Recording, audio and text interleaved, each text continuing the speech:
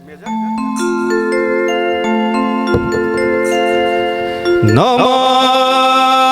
काली नमामि दुर्गे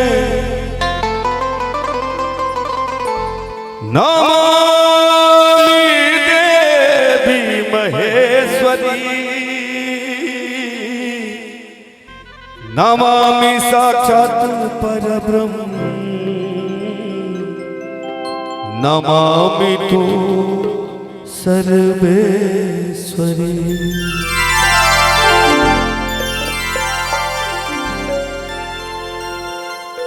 हे वरदान आँसू के मांगे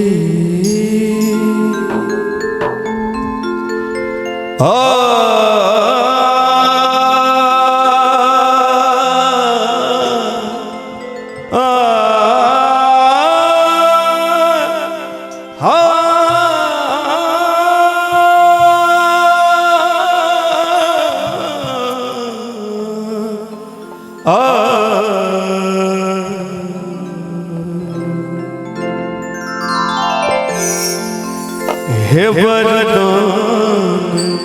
आँसू की मांगी आशीष के आस की है वरदान आँसू की मांगी वरदान आँसू की मांगी आशीष के आस की है आशीष के आस की है।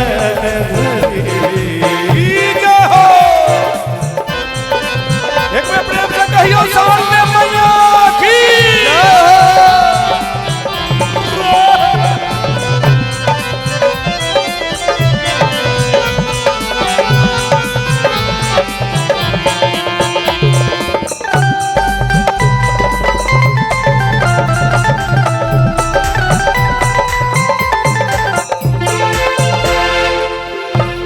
यदि पूत कपूत है जग में कहूँ माता तू माता का तू न सुने। यदि पूत कपूत भय जग में कहूँ माता तू माता का तू न सुने। जो माता को माता भय जग में जो माता कुमाता भय जग में ममता नाम की एक धरे ममता नाम की एक धरे वरदान आँसू ये मांगी वरदान आँसू ये मांगी आशीष के आस की आशीष के आस की धरे।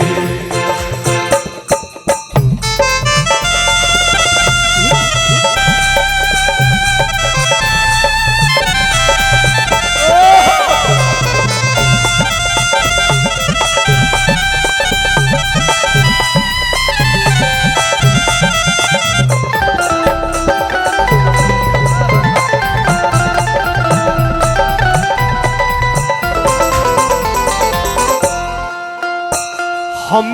निर्बल अधम अज्ञानी छी पर मातो एक वही पर छी। हम निर्बल अधम अज्ञानी छी पर माता एक वही पर छी। तैयो यदि हाथ पसार पर तैयो यदि हाथ हमर माय बहन अहाँ सब सुनने छियै भगवती गीत की मैया सुनने छियै नहीं सुनने छियै खाली पुतौह के लड़ाई सुनै छियै देखै छियै घर में। चाचा जी अहाँ सब तो सुनने हेबै ना फरमाइश केने रहती एक बेर तुम हाथ ठाड़ के हमर मैया से हो आशीर्वाद देथिन तखन आनंद हेतै की कहै छ अहाँ के ई वाला गीत नहीं सुनने हथि कि कौन गीत अहाँ के सुनने हथि पता है? बेर बेर पूछैया हमरा से कन्या कतन के रुपैया आ चूल्हा लग भौजी कोना लोह छै बैस के आ आबत है मनसा के लड़बै हम कैस के से सुने छियै। कनी एक बेर हाथ उठा दियो सब गोटे जब दोनों हाथ सुरक्षित हुए त हां कोन भाव से हबे देखिए टावरे नीचा क लेलखिन देखै नै छियै जकर टावर जते ऊंच रहे छै तकर कनेक्शन डायरेक्ट रहे छै भगवती से। है देखियो जा किनको हाथ में कोनो एई तरह के शिकायत नहीं हुए तो उठाबियो त एक बेर सब गोटे बाकी कईया तरह के दिक्कत है कनी हाल उठा दियो सब गोटे हाथ पसार पर अनुरोध कहू ककरा सो करी अनुरोध कहू ककरा सो करी वरदान आहा सो ये मांगी वरदान आहा सो ये मांगी आशीष के आस किया आशीष के आस किया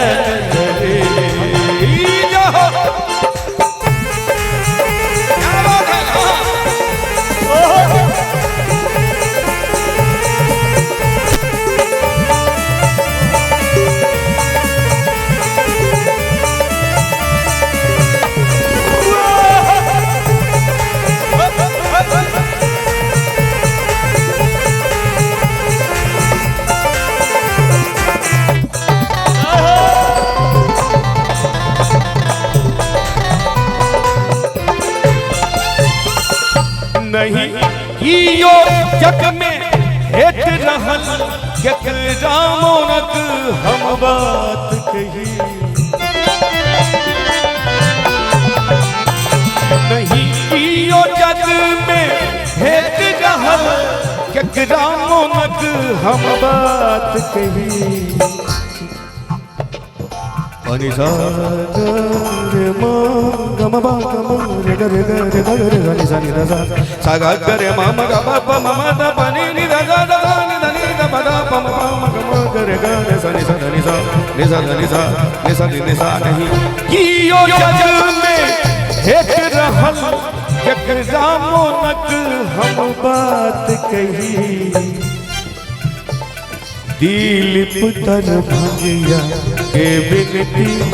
दिलीप तर भंगिया के बिनती निज पुत्र बूझी स्वीकार करी निज पुत्र बूझी स्वीकार करी वरदान आसो ये मांगी वरदान आसो ये मांगी आशीष के आस किया धरी आशीष के आस किया धरी